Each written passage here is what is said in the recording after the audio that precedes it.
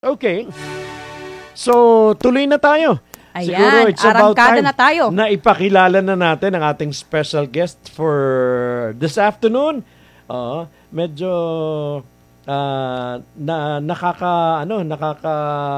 paano ba? Ano bang tamang ano bang tamang description sa kanya? Anyway, siguro ikaw na basta ang atin hong bisita, ang aming bisita ni ka-partner Carla ngayon ay graduate siya ng communication arts. At galing siya sa middle class family. Talagang nagsikap daw ang kanyang mga magulang na pareho nagtatrabaho sa pribadong kumpanya para sabi nga mapag-aral sila at ma-provide yung needs ng family, diba? Yes, at kagandahan lang din sa ating guest ngayon, ka-partner Tony, yung parang may nilulook up talaga siya. Yung parang may inspiration talaga siya sa lahat ng mga ginagawa niya. And sabi nga niya, even as a child, parang napifigure out na raw niya na someday, magiging businesswoman siya. Yeah, And mukhang nandun na nga siya ngayon. So, atin ho siyang kikilalanin plus yung kanyang mga masasarap na produkto. Ikaw na. I'm giving you the floor, ka-partner Carla, para ipakilala ang ating special guest this afternoon. Ayan, so mga ka-partner, bago ko po siyang i-introduce, gusto ko lang ibahagi sa inyo kasi andito po siya ngayon sa harap namin. Napaka-smiling talaga ni ma'am. Alam mo, you're very excited. Parang, happy lang si ma'am. Ayan. So, i-welcome na po natin mga ka-partner ang co-founder ng co-owner po ng Better Options Food, si Miss Faye Diesta. Ayan, welcome. Hi, Ma'am Faye. Yes, good afternoon po. Thank you for having me. I hope po nabasa ko po ng tama yung Diesta Faye, po. Yes, Diesta. Thank you. Nakaka-insecure ang inyong boses, Ma'am Faye. By the way, nagamit mo ba ang iyong tinapos sa bago ka nag-venture into this business? Yes, nagamit ko naman po. After graduation, nakapagtrabaho ako agad. Pero sobrang iksi nung time na nakapagtrabaho ako parang 2.5 years to 3 years lang. Tapos after nun, nag-business na kami. Pero not necessarily yung business ko na yan. So, yun lang. Pero dun sa 3 taon na yun yata yung naging role model ko, yung mga kumpanyang napasukan ko. Kaya napunta ako sa food. Kasi lahat sila, nasa food into industry. Yes. Ayun. So at least, nagamit pala. Okay. Para sa ating mga viewers and listeners, Ma'am Faye, tell us more. Ano ba itong better food options bago natin na isa-isahing i-introduce sa kanila? Okay. No, Better Options Food po. Okay. Better Options Food. Okay. Ito ay tinayo ko. Actually, 2007 pa. Nung nag-start akong, pinaregister ko siya. Pero hindi ako nakapag full-time. Okay. Kasi, inask ako ng husband ko na tulungan ko siya kasi may sarili naman siyang business. Pero since nga bata pa ako, gusto ko nang magkaroon ng sariling business tapos na-realize ko na sa food ako pupunta. Pero ni-register ko na kasi 'di ba para sa akin na yung name, parang ganoon kasi ang tagal ko siyang inisip so dapat naka-register na siya sa akin. So ang unang product ko po talaga is the tuyo. Actually Spanish sardines at saka yung bangus. Yan, favorite ko yan. 2007 kasi yun yung kasikatan nila. Halos lahat, 'di ba, available sila. Tama. So nung nakita ko, ito siguro yung pwede kong maging business.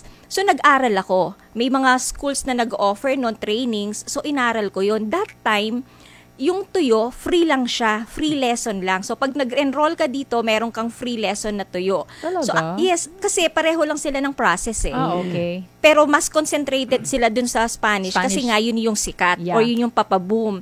So, nung tapos na ako mag-aral, gumawa ako. So, in-offer ko sa gano'n. Tapos, pag pumapasok ako sa supermarket, ang dami na. Lahat na lang halos gumagawa ng Spanish sardines. Sabi ko, ayokong makipag-compete pa. So, sa tuyo ako nag-concentrate. Binitawan ko yung Spanish sardines sa tuyo. Pero at the same time, hindi pa rin talaga ako nagbebenta.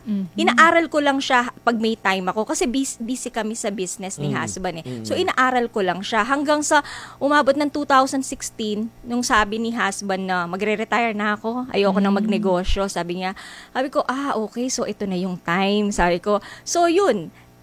Mula noon, nag-register kami sa SEC. Tapos, yung company name ko dati, as Better Options, ginawa ko siyang brand name. Tapos, nagtayo kami ng panang pinaka-mother company. From the tuyo, nag-isip pa ako ng iba. mahilig kasi akong tumambay sa mga supermarket. Doon ako kumukuha ng mga idea. So may nagsabi sa akin ng adobong tahong. Gumawa ka adobong tahong. Sabi ko, ibote mo. Ay ko, oo nga no. So inaral ko siya hanggang sa after 2 years, kasi 2019 nung ni-register namin yung mother company. After 2 years yan, medyo okay na siya, settled na siya, ready na siya to para i-export and to be available sa mga supermarkets. Ayun. So ibig sabihin ka-partner, bali yung mga nakikita natin ngayon ng mga product is really available na siya sa mga lahat ng supermarkets? Or pili lang? Yeah, pili lang naman okay po. Kasi actually, dati, ang sabi ko talaga, pag magne-negosyo ako ng tuyo, nung wala pa yung adobong tahong, ang end goal ko talaga is export. Kasi parang feeling ko, mas ma-appreciate siya doon. Kasi dito dati, di ba, nung wala pa yung mga gourmet tuyo na yan, ang tuyo, inaalmusal lang naman natin, yan, piniprito lang naman natin yan. So baka hindi ma-appreciate, parang ganun. So end goal ko is so ang supermarket, hindi ko siya kino-consider kasi unang-una ang mahal pumasok sa supermarket. Hindi siya basta-basta mag-offer ka lang, hindi, may gastos ka diyan. Pero kasi nung may nakausap ako, sabi niya bago ka mag-export, i-test mo yung market dito. Okay lang din naman na pumili ka lang ng mga supermarkets na pupuntahan mo. Sabi niya, okay, sige, hangga't hindi pa naman ready kasi bago ka naman mag-export, may mga papeles ka pang kailangan. Habang inaayos yun, nag-offer kami sa supermarket. Hindi lahat, pinipili lang namin. Okay. Maswerte lang ako, may nasa mga tamang tao ako. May mga tamang taong tumutulong sa akin. Sila nagsasabi sa akin, dito ka pumasok, ito yung puntahan mo, dito tayo mag-offer. So, yun po. Yung interest mo sa food business, Ma'am Faye, was it because your Kapampangan? Alam na ba natin ang Kapampangan, masarap talaga silang magluto. Walang question dyan, walang makikipag-argumento dyan. Was it because Kapampangan ka kaya given a chance, gusto mo talaga food business? Hindi po. Actually, nung bata ako, talagang sabi ko, magiging negosyante ako. Yung mga kasabay mo, I want to be a doctor, I want to be a nurse. Sabi ko, hindi, ako magiging negosyante ako. Pero hindi ko alam kung ano. Kasi hindi naman ako exposed sa business kasi hindi naman kami pamilya ng negosyante. Although, growing up, ang hilig naming magluto. Sa bahay ng lola ko, ang kusina namin 3. Ganun sila, kasi ganun talaga mga Kapampangan magluto. Diba? Ang dami nilang kusina. Parang ganun. Pero sa aming magkakapatid, ako nga yung hindi marunong magluto hindi pa mas magaling sa akin yung mga kapatid ko, pero kasi dahil na rin siguro pagka-graduate na-expose ako dun sa mga manufacturing companies, lalo na yung second place of work ko. Yun yung pinaka-naging role model ko. Ganitong kumpanya ang itatayo ko. Either magi-import ako ng pagkain or magi-export ako or magmamanufacture ako. So mula doon, sabi ko, doon ako nag-focus, sa pagkain ako. Tsaka yun na, pag nagtatambay ako sa mga supermarket, naghahanap ako ng anong pwede kong gawin. Sabi nga husband ko, ang hilig mo sa mga pagkain na mahirap gawin, matrabahong gawin. Kasi sabi ko, kasi kung ordinaryong tahong lang yan, sasabihin ng buyer, parang ako na lang gagawa. Oo, ako na lang kaya gagawa. Ko naman siya gawin, kaya ko naman siyang gawin. Bibili ako ng ganyang kamahal, tapos kaya ko naman siyang gawin. So, at least yan, di ba, ready to eat. Hindi na sila maglilinis and everything. Kakainin na lang nila. Kaya yun. Kaya napunta po ako sa food. Wow. Okay.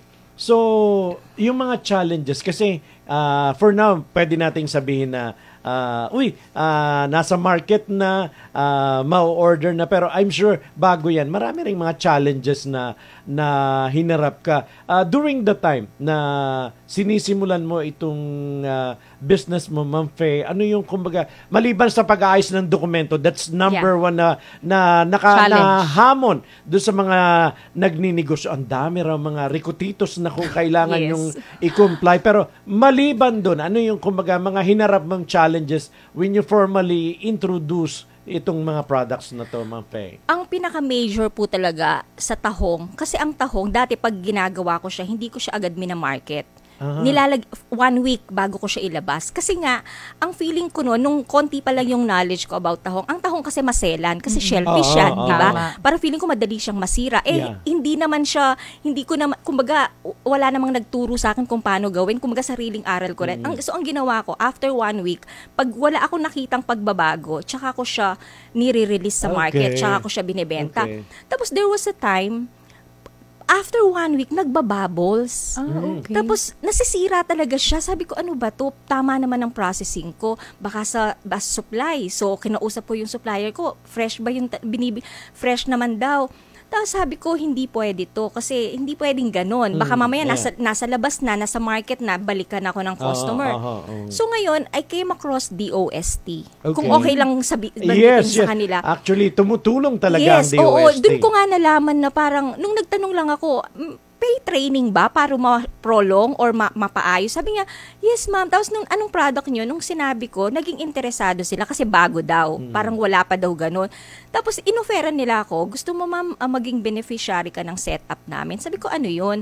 Yun, tutulungan ka namin ng tamang proseso, bibigyan ka ng equipment, tuturuan ka mga trainings. So after nun, kasi ang ginagamit ko lang pressure cooker na maliit, dapat pala canning machine ang ginagamit mo. So, in-introduce nila ako sa mga gano'n. Sabi, ito, dapat canner yan, pressure canner ang gamitin mo. Tapos may, ang ano kasi yan, dahil shellfish yan, may ano yan, dapat yung temperature niyan steady. Hindi pwedeng, kasi may mga gauges ang mga pressure canner. So, yun, after nun, tuloy-tuloy na, never na ako nagka-problem. At since then, nung nasa database na ako ng DOST, mga government, nakalink yan di ba? Yeah. So, nilapitan na ako ng DTI, ma'am, tulungan ka namin. Pinapa-join ka na ba sa mga bazaar Yeah, nila? pinapa-join na ako. Tapos sabi niya, tulungan ka namin, pa-IPO mo yung brand name mo. IPO, mapapeles yun. Hindi. Kami ang bahala. Parang mag-submit. Tapos yun na, tuloy-tuloy, ang daming trainings, ang daming seminars na free na tinuturo. Kaya nga sabi ko nga dun sa kausap ko nung Saturday, nasa seminar ulit ako. Sabi ko, hindi lang alam ng lahat, no, ng mga maliliit na negosyante, na ang dami nilang pwedeng lapitan sa government na makakatulong talaga sa kanila.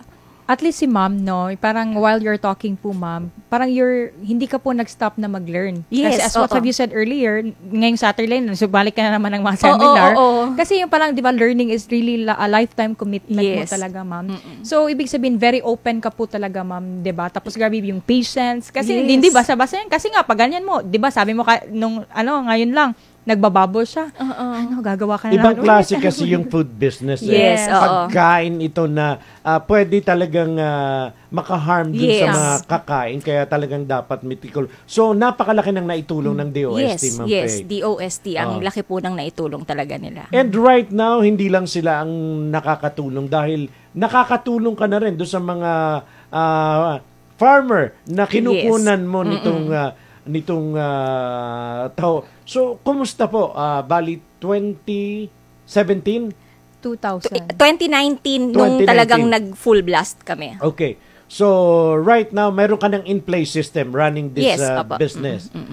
So, mayroon ka na ring supplier, kumbaga everything, lahat ng kailangan mo. Yung sinasabi natin kanina, siguro pag-usapan din natin while nasa air tayo kasi off-air pa ho kami kanina, yung sourcing ng taho kasi palagi tayong nakakabalita na mayroong red tide, na ang gobyerno ay pinapayuang huwag kumain ng anumang mga lamang dagat do sa mga particular na baybayin. So, ang iyong taho ay sa Cavite nang gagaling. Yes, Cavite po.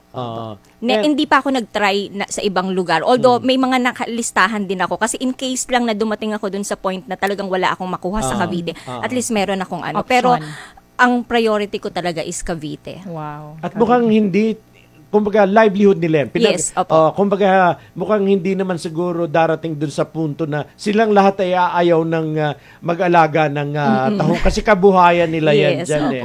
So yung sourcing hindi naman problema. Hindi naman po problema. Ayan, pero you were saying kanina na lahat ng mga negosyo mo talagang matrabaho dahil mula sa shell o lilinisin mo, iluluto mo, tatanggalin mo sa shell, ipi-prepared mo. So, kumbaga lahat yun ay ready ka doon sa prosesong pinagdadaanan na yan, Ma'am Faye. Opo. Kumbaga may standard procedure na kami. Alam na kahit wala ako, alam na ng mga tao ko kung anong gagawin. Although sa ngayon kasi, sa preparation, tao ko yung gumagawa. Pero as much as possible, hanggat may oras ako, kapag sa luto na, ako mismo ang gumagawa. So, hands-on talaga si Ma'am pagdating sa mga ganito. Okay. You were saying, since pagkain ito, may shelf life ito, Ma'am Faye. Napalaboratory na namin yan. 1 year po. 1 year shelf life. It will last for a year. Yes, a year. Ayun. So, nothing to worry. And sabi mo nga, kumusta yung plano mo na maging available din ito sa international?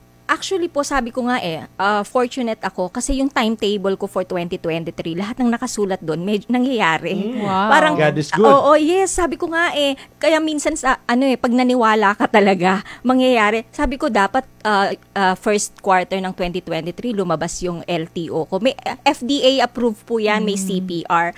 So sabi ko, lumabas ng January yung LTO ko. So tapos nag-apply kami ng Certificate of Product Registration, which is yung isa sa mga requirement para makapag-export ka.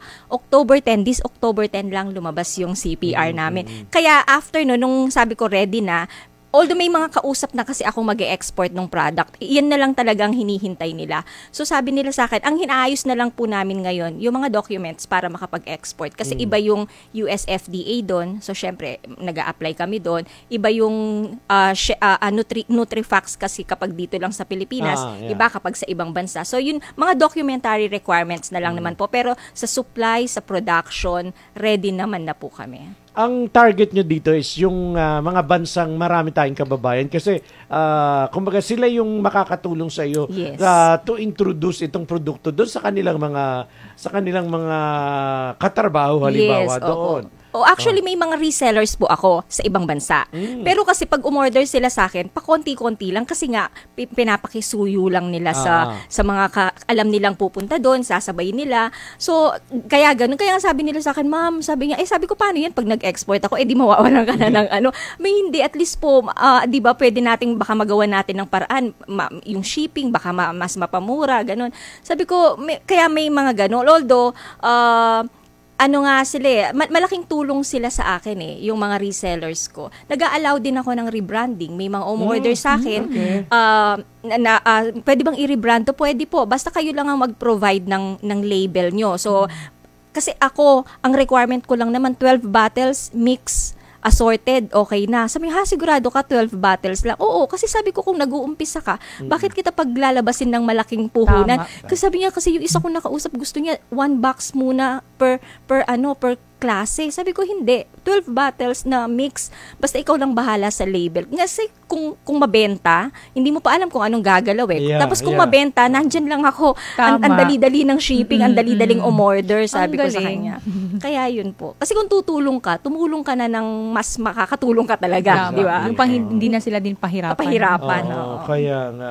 Well, siguro isa rin yun sa mga rason kung bakit kumbaga pinagpala yung negosyo na kumbaga, maliban sa kasi yung iba talagang parang meron silang requirement na nagsisimula pa lang ako. Be considerate man lang sana para kung ano't ano man. Kaya nga nagustuhan ko yung sabi mo, Ma'am Faye, na nandyan ka lang. Sige, sa simula, eto lang muna.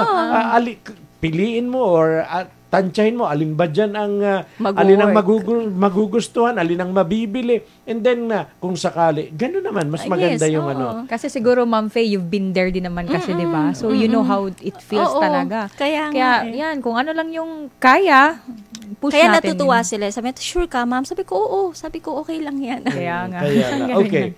Pero kailangan muna nating mag-break kasi mamaya, when we come back, partner Carla, dun sa mga interesado, kasi na-mention na nga ni Ma'am Faye na open for reseller, for distributor, for rebranding. Yun naman yung mamaya ang ating babalikan. Paano ba? Just in case may mga viewers tayo, listeners tayo na interesado, paano ba sila paano ba makukontak si Ma'am Faye? Maya-maya ho, pagbalik natin. But for the meantime, kailangan nating mag-pause for a break. Oras natin, 31 minutes. Makalipas po ang 1 o'clock.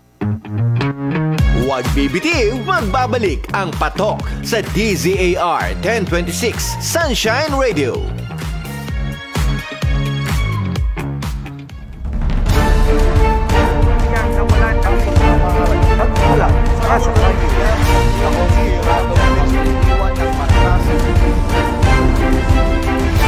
SMNR Balita Totoo.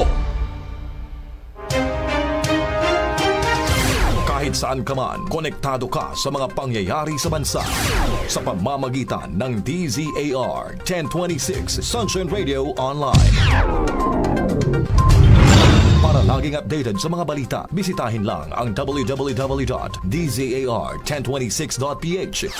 I-follow din ang aming mga social media account sa Facebook at Twitter na DZAR1026. Dinig na sa buong mundo ang mga balita sa bansa sa pamamagitan ng online platform ng DZAR 1026 Sunshine Radio, kapartner mo sa balita at serbisyo. Paano maiwasan ang mga fake news o maling impormasyon hinggil sa COVID-19 at sa mga bakuna? Hindi lahat ng impormasyong makikita sa social media ay totoo. Ginagamit ito ng iilan para maikalat ang mga impormasyon o balita. Proteksyonan ang sarili at ang iyong mga mahal sa buhay laban sa mga peke o maling impormasyon tungkol sa COVID-19 at sa mga bakuna laban dito. Una, alamin ang impormasyon bago ito i-share. Suriin ang source o ang pinagmulan nito. Tandaan na ang mga nakalagay na headlines ay hindi laging naglalaman ng buong istorya. Suriing mabuti ang mga katotohanang inilatag sa post. Alalahanin na ang mga larawan o video na ipinalalabas ay maaaring mabago o mai-edit. Tingnan kung may posibleng mali sa post. Maging mapagmatsyag. Ika nga, think before you click. Ang paalalang ito ay hatid sa inyo ng himpilang ito.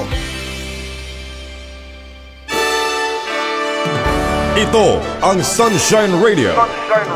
Panig sa katotohanan, naniniwala sa katwiran, at nangangalaga sa inang kalikasan. Patok sa DZAR 1026 Sunshine Radio. Halfway pa lang kami ni Carla, pero marami na kaming napag-usapan with our very special guest. Ang ganda nung gabay sa tagumpay natin ngayon, 'di ba? Bago natin balikan si Ma'am Faye, sabi nga, there will always be a problem that will arise while doing business. Oh, totoo this talaga is yan. very true. Do not linger on the problem. If a problem does not have a solution, then it's not a problem. Never stop learning. Be a lifelong student. Always read, research, experiment, and explore. You never know what you will discover.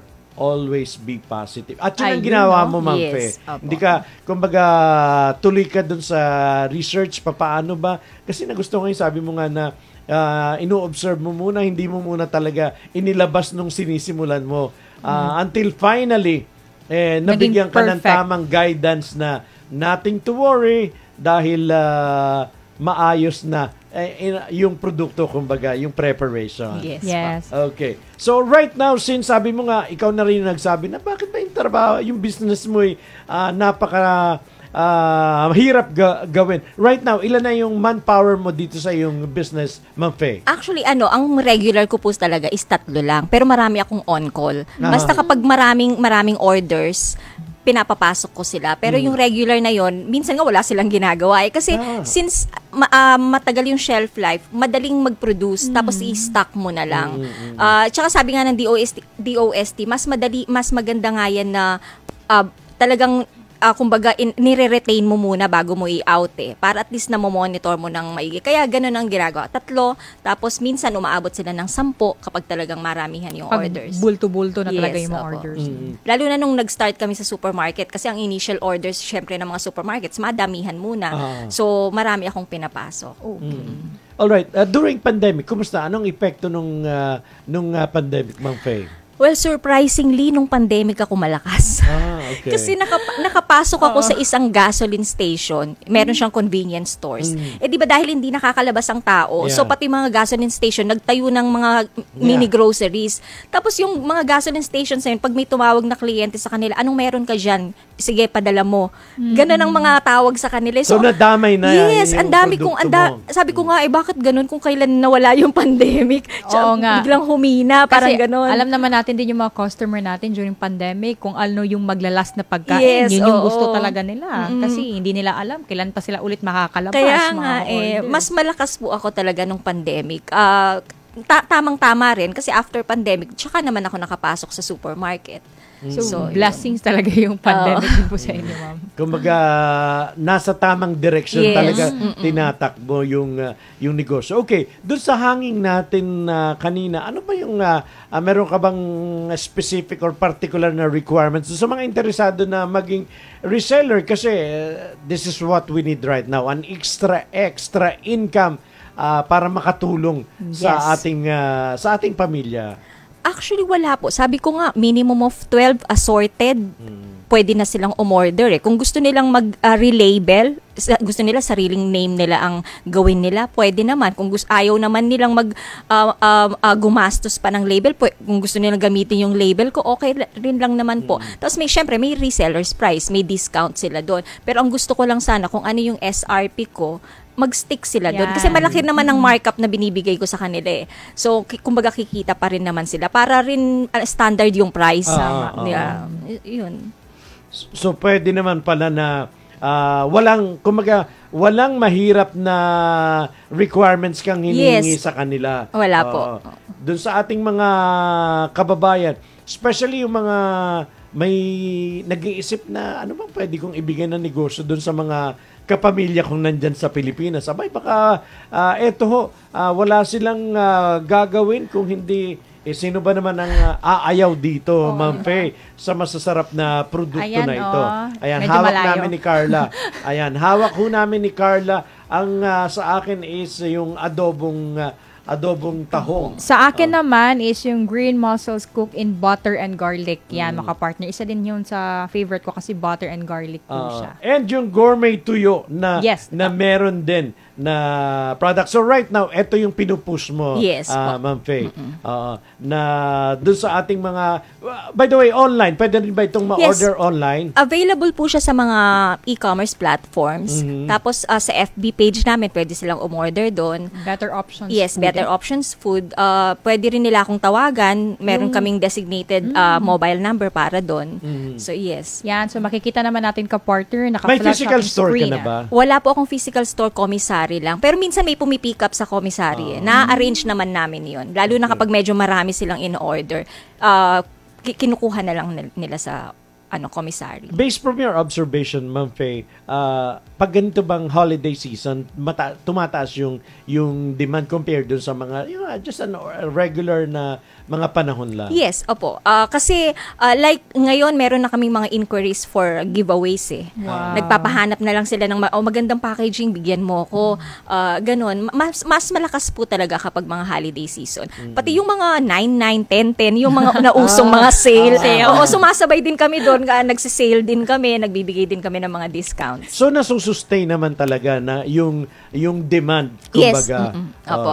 Kasi nga pwede mo naman siyang i-imbak ng maayos store, opo. Oo, kaysa sa kasi yung iba hindi pwede, kailangan palaging So at least ito ay uubra naman, kaya hindi naman mahirap, kayang tugunan yung demand no matter how big. Meron lang kaming pag umabot na sa ganito na lang yung stocks, gawa na tayo. Meron lang kaming gano'n. So, meron po talagang nagmo-monitor, ma'am, yes, no? opo. Para hindi po tayo maubusan. Okay, yung farmers naman, kumbaga, ilan yung, supplier ninyo ngayon ng tahong? Madami po pero ang kinukuhanan ko, 2. Yung talagang regular kong kinukuhan. Tapos may isa ako, yung 2 na yon, mga farmers talaga, direkta sa farm ng tahong farm. Pero meron akong isa kasi na kumukuha rin lang siya doon, pero kinukuhanan ko rin siya kasi nung nag-uumpisa ako, sa kanya ako kumukuha. Tsaka pag itatawag ko lang sa kanya, kukuha ako ng ganito. Tapos pag, ma'am, walang stock walang stock. Kasi minsan may times na ganun. So, sige, ma'am, hahanapan kita. So kahit nakakadirekta ako sa mga farmers, kinukuhanan ko siya. Minsan kapag kailangan ko 100%, 20%, sa kanya ako kinukuha. Kasi feeling ko malaki ang utang na loob ko sa kanya. Utang na loob kasi siya rin yung tumutulong sa inyo. Kaya minsan lolokohin ko, baka yung supplier mo, supplier ko rin yan. Kunin ko na lang dyan. Parang gano'n. Direkta na lang ako. Gano'n po Pero at least, kumbaga yung sourcing, kasi minsan yan ang nagiging hamon din doon sa ibang may business kung paano nila, kasi nga may mga seasonal at least dito palagi namang nandyan sila. Nakikita natin pag pumunta tayo ng Bacoor, talagang may farm na sila dyan. Opo. Minsan lang like pag alam kong malakas ang ulan, may bagyo, minsan walang supply kasi hindi sila makakalusong kasi malamig or may bagyo o ganon. Tapos minsan may mga times din, may mga months din na masyadong mataas kasi maliliit pa daw, so pinapalaki pa. Since may demand, so napipilitan silang kunin, parang ganon. So may mga ganon, pero na-anticipate ko na kasi yun pag alam kong, naku, magdi-December na mahirap ang so mga October pa lang gagawa na kami ng marami. Kaya, so ibig sabihin, alam mo na po yung parang daloy mo na. Yes, kasi na-monitor ko na yan Kumbaga may logbook. May logbook ako. Ganitong araw, ganitong month, mahirap. Ganitong month, medyo mataas. Ang galing. Kinukuha na namin. Alright. Yung laki ng tahong, wala namang, kasi nga, yung standard size. Mayroon bang ganun? Or minsan, kung talagang wala at yun lang yung sizes na available, go na doon. Yes po, oo, ganun Although, ang inisip ko, hindi ko alam kung baka unfair sa Pilipinas, pero gusto ko kasi pag nag-export ako, kausap ko yung farmer ko, sabi ko, baka pwede mo akong bigyan yung mga XL, kasi for export nga. Pero mostly, mix yung hindi naman kasi sila sobrang liliit talaga. Yung medium size na maganda na tama rin lang Ayun speaking of bite size. Pang-export, di ba? You have to be ready, Ma'am Faye, kasi siyempre, additional demand dyan, bukod pa dun sa local demand. So, dapat masusustain din yung needs nila, halimbawa. Yes.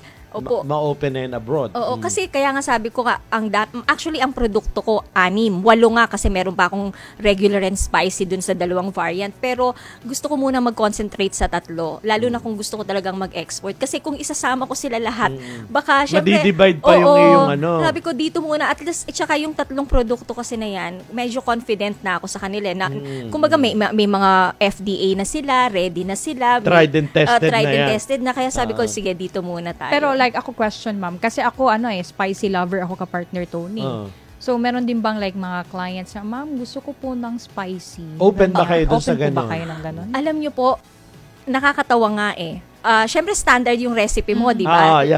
Minsan sabihin, ma'am, lalo na yung pickled mango ko. Kailan, parang yesterday pickled lang yata. mango? May pickled mango ako. Masarap yan. Ma'am, pwede bang yung, syempre standard yun, di ba? Sabi niya, ma'am, pwede bang yung, pickled mango ang orderin ko, maasim, kasi naglilihi kasi ako So, parang sabihin ko, igagawa kita para sa'yo lang. Pag nag-produce kami noon, maramihan. So, hindi ko naman pwedeng tikman ko to, maasim, o sige, ito yung ibote mo para sa kanya. So mga ganun. Minsan sasabihin ko, regular na lang po ang orderin ninyo. Ngayon, kung gusto niyo ng talagang maanghang, gusto nila ng anghang, magsili na. Magsili na. Add na lang nila ng sili. Magsili na lang kayo. Kasi, ma'am, baka pwede kayo na lang po ang magsili dyan. Kasi minsan yung mga customers, ang dami ring demand Yung pickled mango ko, iisang batch lang yan. So, ibig sabihin, iisang lasa lang yan. Sasabihin nung isa, ma'am, masyadong maasim yung yung mangga. Sasabihin naman nung isa, ma'am, sobrang tamis naman nitong mangga. Parang, anong gagawin ko kung lahat naman kayo pagbibigyan ko?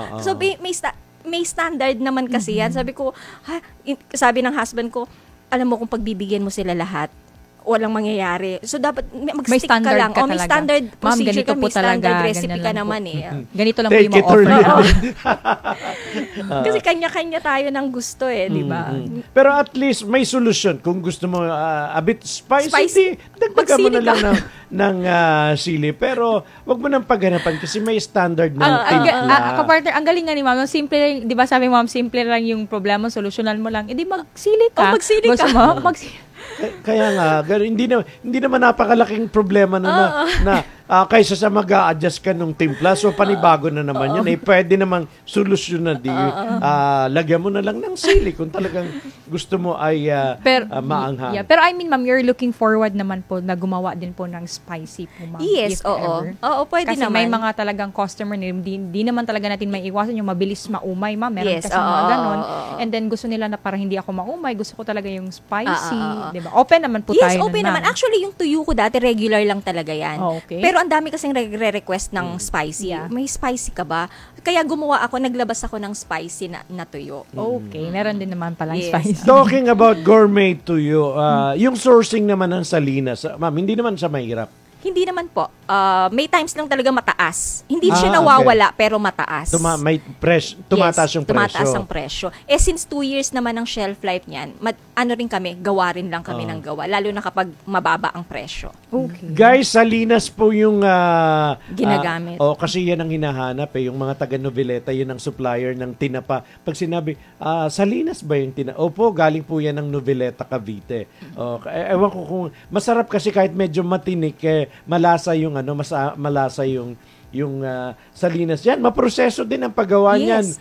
Inaalis ang ulo talaga. Inaalis ang ulo, inaalis ang buntot, pipirituhin mo, babalatan mo. Okay. Pagkatapos mong balatan, may kaliskis ho ito, 'di ba? Yes, opo. Pagkatapos mong balatan, tatanggalin mo pa yung parang bituka nila. Ganun pa. So, ibig sabihin, linis na talaga ito, ma'am, linis na talaga. May nag-o-offer sa akin dati na wala na daw kaliskis. Pero nung sinubukan ko kasi iba ang lase. Kasi daw, sabi niya, mas madali po ito, hindi nyo nakakaliskisan. Sabi ko, iba yung lase. Ayoko, sabi ko, gusto ko yung regular na Tama. So, kumbaga, para bang bawat isang peraso ng taho ay kailangang dumaan sa kamay. Same din dun sa tuyo kasi kumbaga hindi pwedeng huhugasan mo lang siya. Kumbaga, kailangan isa-isa mo talaga siyang So parang ibig sabihin ka-partner to ni every battle talaga, yung parang pinaghirapan, detailed hand talaga, yung with heart talaga siya, ma'am. Kaya pag yung kumain, ma'am, nako, mawawala talaga yung diet yung mga ka-partner. Okay. So dun sa mga interesado po mag-order, since available po ito online at pwede rin naman kayo makipag-arrange kung gusto nyo sa commissary na lang nila pick upin. Pwede bang isa-isa or as much as possible, tikman na nila yung 3 na available sa box? Kung ano po yung gusto nila. Kung gusto nila bumili ng isa, gusto nila lahat. Syempre, mas masaya para pag alam nila. Alam nila kung ano yung magugustuhan nila. Pero yun, wala namang problema sa amin. Pero guys, kung o-order kayo, make it yung 3 na para sa alam nyo na. Alam nyo na yung alam nyo na kung but definitely mukhang sa tingin pa lang extra rice na naman ito pagka para maka-partner, ayan, para din kayo, yung parang you can really see the difference sa 3 maka-partner. Kaya pag mag-order na kayo or tayo maka-partner, yun, order na natin yung 3 flavor. Tsaka, bibigyan ko po sila ng discount. Diba? Sabihin lang nila na napanood nila sa Patok. Diba? May discount. May discount si Miss Faye. May passes nyo na. May passes na kayo. Sabihin nyo lang na, uy, napanood ko, narinig ko sa Patok na magbibigay ng discount si Ma'am Faye pagka nag-order. So, Ma'am Faye, again, your contact details, yung flash natin Facebook, saan po kayo, contact tapos meron kaming designated mobile number, 0998-536-2436. So, yun, pwede silang mag-text, pwede silang tumawag. Your FB page, Better Options Food. Yung IG nyo is at Better Options Food din. Tanong ka lang, ma'am, no? Kasi nga sa Facebook, Better Options Food, madali naman po mag-reply, mag-response, ma'am. Kasi mostly po kasi parang pag how much pa yung ganyan, medyo ang tagal lang reply. Alam mo yun, may mga ganun talaga. Actually, basta gising pa ako, nagre-reply ako. Minsan alas 12, nagre-reply ako, alauna. Basta nakikita ko. Tsaka kasi yun, pag nalilingat ako, yun agad ang tinitingnan ko Kasi importante yun importante sa mga customers na pag nag-inquire sila, may sumasagot. Agad. Kasi ako na-experience ko rin yun Nag-i-inquire, may gusto akong bilhin, parang ang tagal sumagot. So parang, so yun po, madali pong mag-response. Yes. It reminds me tuloy ka, Partner Carla, yung guest namin kahapon na sabi niya, nakatulong yung immediate, kung nag-inquire ko ngayon, a minute, or less than a minute, kasi yun daw yung nakatulong talaga, yung mabilis na malalaman kung ano man yung inquiry. Nakatulong daw talaga ng malakihan sa kanyang business. So ikaw ay ganun din. Kung nag-inquire sila, definitely mabilis yung reply mo. Kasi natanong ko kasi siya, ma'am, kasi may mga friends din po ako na mag-order po sila ka-partner Tony through Facebook, magba-message dyan. Minsan ang tagal talaga, tas meron lang silang contact number po, ma'am, ganyan. Babalikan po namin kayo yung mga ganyan. So which is yung span of time kasi ng waiting po, lalo na pag busy, medyo nawawala na po sila ng ano. Tsaka minsan nga sa comment section nila sa page namin. How much po? Oh, yan. Hindi, kasi minsan maririnig, send me a PM, ma'am. Ako hindi. Doon mismo sinasagot ko. 250. Wala nang PM, ganun din lang. Kaya nga. Papalagpakan ko si ma'am ng ganyan. Kasi bakit nga ba yung iba ganun Facebook. PM eh? Bakit hindi nila Hindi ko rin maintindihan. Ayaw ba nilang malaman ng iba yung presyo? Or iba ba yung presyo mo sa akin? Iba ba yung presyo mo sa kanya? Hindi ko rin po alam eh. Ako, pag nag-inquire sila sa comment, binibigay ko agad yung at least, ma'am, loud and clear po. Galing po talaga sa inyo, ma'am, na mas mabilis pa ako sa alas 4 baka partner, isang PM lang yan. Order na kayo. Kaya hindi kayo mag-iintay ng matagal. So again, dun sa mga medyo na late ng pagbubukas, ang isang itong hawak ko, this costs how much again? 250 2 pesos and 250. Ito, I believe it's 260. Yes, opo. 260 and this one, tong tuyo is 250 po. Mas mahal ng konti yung ano? The buttered garlic, yes. Medyo premium kasi yung mga ingredients yan eh. Kasi may butter na, medyo mahal din yung butter na ginagamit namin. Yung olive oil, Ma'am Faye, saan nyo kinukuha yon? May supplier po ako. May supplier na din. Kasi yun ho yung kasama nito. Yes, ang mahirap nga sa olive oil, hindi katulad ng, ang tuyo is corn oil ang ginagamit namin. Sa corn oil, makakabili ka ng nakalata. Sa olive oil, hindi. Hanggang 5 liters lang talaga. Which is parang feeling ko, mas mahal siya lalabas kasi hanggang dun lang ang, walang nagpo-produce dito na nakalata. So, puro 5 liters lang. Kaya medyo mahal. Kaya pag sinabing olive oil ang gamit, asahan nyo na po na medyo mahal talaga. Kasi nga, kahit nga sa mga medyo social, pag sinabing olive oil yung gamit, di ba? Di ba? Paborito ko, olive oil. Olive oil pag ginagamit mo, kapartner. Mga ordinary. Last na lang, no, ma'am, kasi curious. How about ito pong lalagyan, ma'am? Meron naman po kayong supplier nito? Opo. Kinukuha ko yan sa San Miguel. San Miguel na. Sorry, nabanggit ko. Pero okay lang. Ayan. And yung label, kayo nagpo-print ng label? May printer po ako. Sila na rin yung gumawa ng design, in-approve ko lang, tapos yun. Okay. And nagjo-join pa, kasi holiday season, ang daming mga tiyanggi ngayon na gagawin at kumbaga isa yan sa mga... Parang bazaar? Yes, bazaar. Kasi isa yan sa mga nakakatulong para ma-introduce yung kanilang mga products, especially yung mga nagsisimulang ipakilala yung kanilang business. Yeah, opo. May mga nag-offer kasi nga pa-holiday season na, so maglalabas na yung mga bazaar. May mga iilan na nagme-message sa akin kung gusto kong sumali. Although, by next year po talaga, sasali kami sa isang expo. Wow. Yun ang target namin. Sabi ko sali tayo, isang expo, isang international expo. May mga expo naman na... Parang pag mag-export ka na, Miss Faye, ibang level na yung partner Tony. Kaya nga. And guys, yung mga nanonood po sa amin ngayon na since napapanood po tayo hindi lang dito sa Pilipinas, even abroad, ayan, kung namimiss ho ninyo itong mga produktong pinag-usapan namin ngayon, pwede ho kayong mag-order niyan. And hopefully, very soon, magiging available na rin dyan sa mga lugar kung saan nandyan kayo. Ayan. Okay. So, Ma'am Faye, siguro, you're in the business na rin naman for ilang mga panahon na rin. Ano yung pwede mong ma-share dun sa mga gusto rin na magnegosyo? Maaring iba naman yung kanilang iniisip. Pero ano ba yung mga pwedeng payo mo sa kanila, sa mga gusto magnegosyo? Actually, sa business naman, wala naman talagang right formula. Trial and error yan. Palagi ko ang sinasabi, kapag hindi yung may gusto kang negosyo, subukan mo. Kapag hindi nag-click, edi move on ka. Hanap ka naman ng iba. Bago ako nag-come up sa talagang gusto kong mga produkto, ang dami ko rin munang sinubukan. So yun, basta anuhin mo lang, huwag kang matakot mag-fail. Kasi kasama yan At sabi ko nga, huwag kang mag-linger. Diba? Parang baka mamaya matapos na yung na nandun ka pa rin sa problema.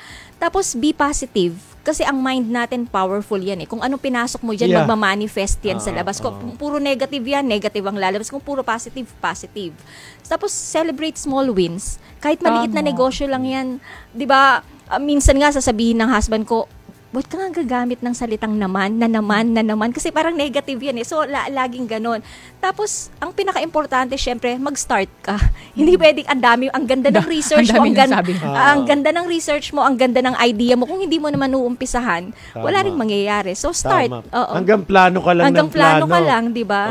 Sulat ka lang ng sulat. Wala namang mangyayari. Tama, yun. And katulad ng ginawa mo, ikaw yung isang halimbawa na kailangan aralin mo kung ano yung negosyong pinasok mo. Hindi pwedeng half-hearted ka dyan na nakigaya ka lang. Ay, ito ang uso. Hindi. Dapat kung papasok ka sa negosyo, make sure na mag-exert ka man more than 100% of your effort, okay ka pa rin dahil gusto mo yung ginagawa mo. Yes, sir. At saka, okay lang gumaya. Ako, ginaya ko rin lang naman eh. Kasi gano'n naman tayo kung ano yung usong feeling natin. Pero, syempre, hindi pwedeng ginaya mo lang. Mag-innovate ka. Di ba? Innovate. Yung mag-upgrade ka din. Mag-upgrade ka. Sabi nga nung ano namin, innovate or perish daw. Di ba? Kung hindi ka, kahit nandyan ka, kung hindi ka nag-innovate, mawawala ka rin eh. Tama. Okay. Ayan. Ma'am Faye, thank you so much for sharing your story. Maraming salamat po. Ang dami namin natutunan. Yan kasi ang nakaka-inspire. Yan ang inaabangan ng mga tao na ano ba yung kanilang mga challenges na hinarap, paano ba nila yun na kasi para bang pag nakikinig ka lang, nakikita mo, meron na sila, nasa supermarket na sila. Akala nila ganun lang kadali na bago narating yung sabi mo nga, supermarket is not a joke bago ka makapasok dyan. Pag-comply mo pa lang sa requirement, grabe. Yung iba doon pa lang sumusuko na, Ma'am Faye. So, be ready dahil lahat hong yan ay, kumbaga may pagdadaanan kayo and learn a lesson. Kung nag-fail po kayo, hindi, move on. Move on at baka hindi yan yung business na para sa inyo. Ayan. So baka may iba pang nag-iintay para sa inyo. Yeah. And lastly, yung sinabi ni Ma'am Faye na be positive talaga maka-partners. Ayan. So with that, pwede yung mag-order online kaya mag-order na kayo para sabihin nyo lang, uy, napanood namin si Ma'am Carla, kay Ma'am Carla magbibigay daw ng discount. Yung keyword nyo is patok. Di ba? Ipatok nyo yan. Okay. So, bye-bye time, ka-partner Carla. Yes! Gusto pa sana naming mag-take time, pero wala na po tayong oras. Ma'am, so ating natunghayan ng isa na namang kwento na puno ng inspirasyon at pagpupursigi. Nawa kayo'y aming na-inspire sa kwento ni Miss Faye Diesta. Co-owner po siya ng Better Options Food. Why co-owner? Di ba sa'yo na to? Yeah, pero kasi nakakahiya naman sa husband ko. Siya yung nag-finance sa akin. Baka pag sinabi ko owner, ikaw lang ba siya? Sige. Sige, co-owner na lang. Alright, laging tumutok, laging yung abangan ang iba't ibang kwento ng tagumpay sa likod ng mga kilalang brand, produkto o kumpanya. Ako po si Tony Cuevas, kaya naman kung meron po kayong kwento na alam niyong papatok at tatatak sa isipan ng bawat Pilipino, abay wag nang itago, kundi dapat ito yung ibahagi at ipatok na yan. Thank you, mga partner!